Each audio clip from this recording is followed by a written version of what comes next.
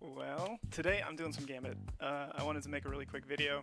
I don't know if really quick is going to be the actual synonym that I should be using for this video, but we're going to be doing some Gambit today. And that means we're going to be jamming Gam Gam, right?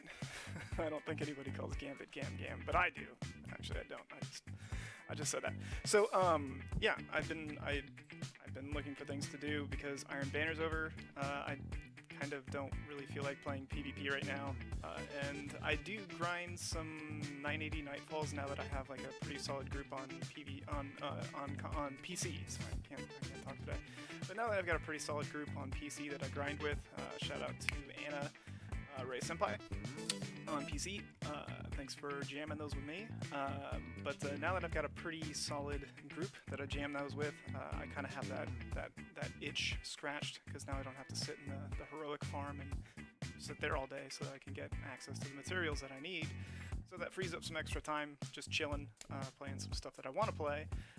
And you might be wondering why I'm playing Gambit. Well, I actually really like Gambit. I think it's a fun game. I think Gambit Prime is a really fun game mode. I know not everybody likes it. Not everybody likes it, especially if you're trying to play competitively and win. But I really don't care. And for me, I really like just going in with a stupid build and doing whatever the heck it is that I feel like doing. Like today, I normally like use like Celestial Nighthawk and Izanagi's Burden, and then like Hush or my Subtle Calamity, and then like or maybe even like a hand cannon, like what's it called? I can't think of it. Waking Vigil, and I'll use that as like my PvE loadout, and then use something like Delirium or Wendigo. But I felt like using something a little different today, because I have a multitude of different PvE builds that I've got, and one of the most fun ones is the 1-2 punch shotgun with Liar's Handshake and Warrior the Warrior. It's easily one of the coolest builds in the game, and if you're just down to have a good time, that's what this build is all about. So I've got a sniper on, I've got Revoker. Actually, I guess I could talk a little bit more about the whole build conclusively, and the footage itself. I've got some good footage and bad footage. I'm still getting used to sniping on PC, so if you see me whiff some shots, that's why. I'm actually still pretty bad at sniping on PC. But I'm okay with showing other people that I'm bad at sniping on PC, because I accept the fact that I'm a new player on mouse and keyboard. And I don't have to be the best in the world, I just have to get to the point where I feel confident enough where I can hit my shots, and the only way that I can do that is if I practice. So I'm in Gambit Prime practicing, and that will actually kind of be like a nice segue into why I'm using the Revoker. So you'll note that I'm using a shotgun and a sniper rifle. There's no primary damage or primary weapons in my loadout or kit. And the reason why I'm using Revoker is because you get ammunition back. Normally you can use like Izanagi's Burden for like high DPS damage and then like a shotgun or something like that. But one of the cool things about this build, this is a stupid push by the way right here. I was weak, I shouldn't have pushed that. Why'd I do that? I don't know. Stupid. Stupid. It's very stupid. Stupid move.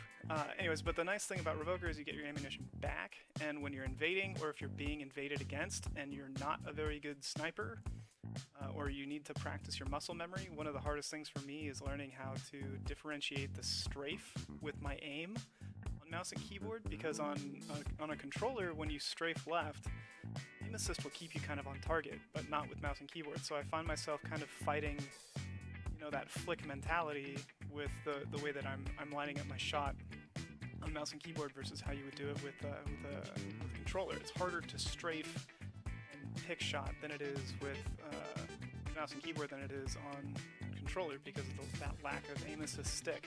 So I'm having a really hard time adjusting to that. But Revoker kind of holds my hand a little bit, or a lot, in a way that I just get to take shots that I previously wouldn't have been taking, and it doesn't feel as bad as a player to miss a shot, because I know I can get that shot back.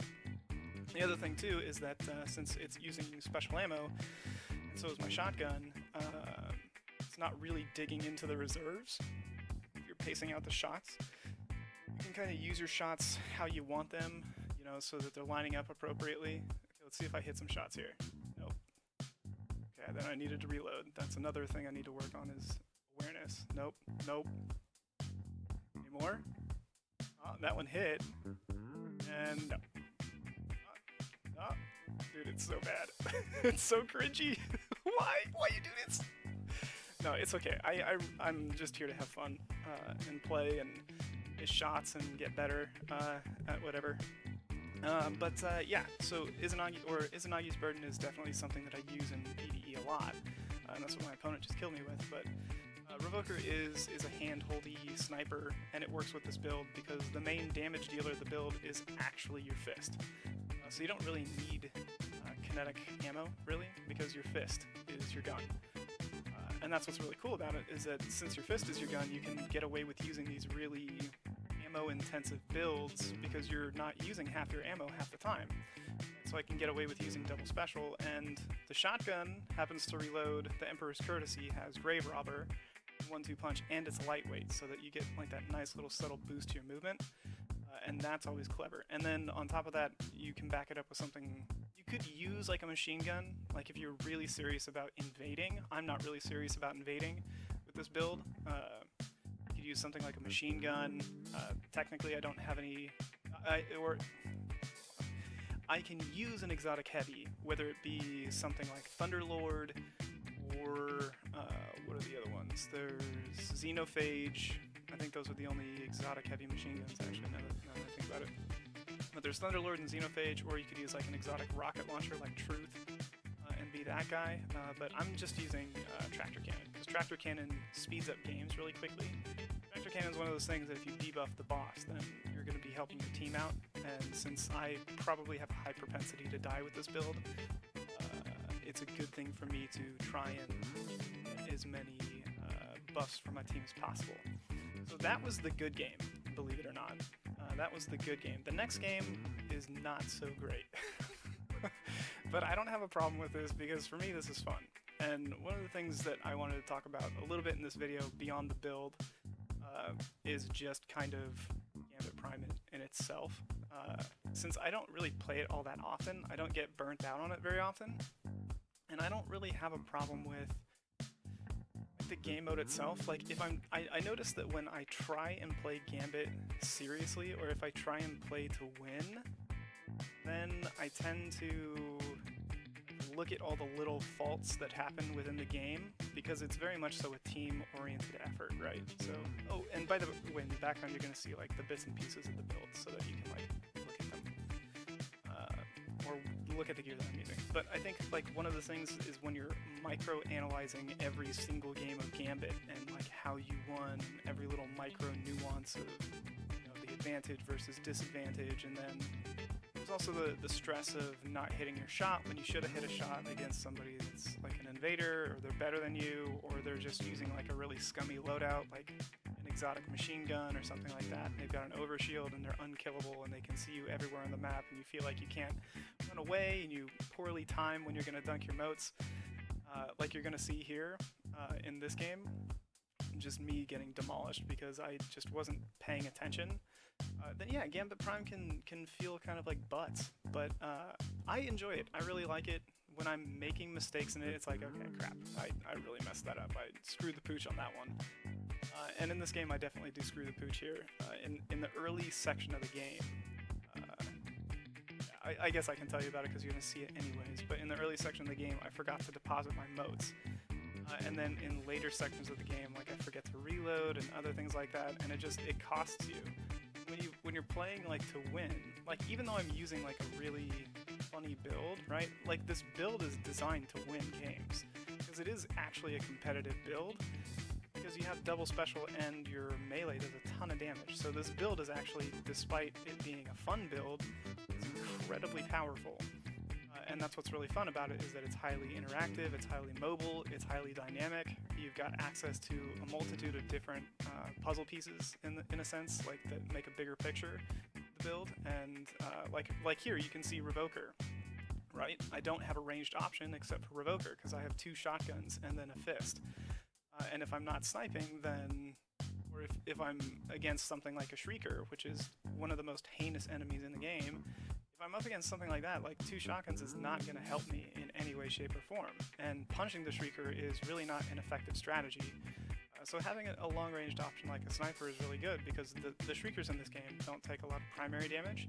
So having like bits and pieces of this build that are designed for different aspects. Like, honestly, the Revoker is designed to be there for counter invaders, and I'm not really designed to go in as an invader, even though I do it, because nobody on my team is doing it, and opportunity strikes when I have no moats at the time of the bank, and then the portal comes up, and it's like, well, if I don't have moats and I have a sniper rifle, I might as well give it a shot, because I have nothing to lose, and the rest of my team is already off in nowhere. Now here, this is where I ran out of, or this is where I should have gone and banked.